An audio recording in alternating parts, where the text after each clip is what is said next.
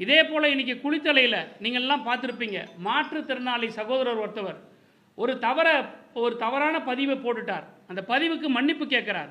மன்னிப்பு கேட்ட பிறகு கூட மாற்றுத்திறனாளி என்றும் பார்க்காம அவரை கைது செய்கிறாங்க. ஆனால் நீதிமன்றம் ரிமாண்ட் பண்ணாமல் அவங்க அனுப்புகிறாங்க, நீதிபதி அனுப்புகிறாங்க.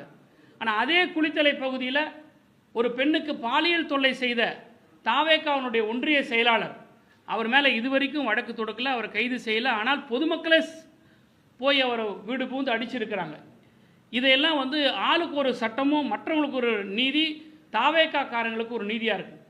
நாங்கள் மீண்டும் மீண்டும் சொல்கிறோம், ஸ்ரீவைகுண்டம் சட்டமன்ற உறுப்பினர் திரு சரவணன் பாலியல் குற்றச்சாட்டுக்குள் ஆகியிருக்கிறார்.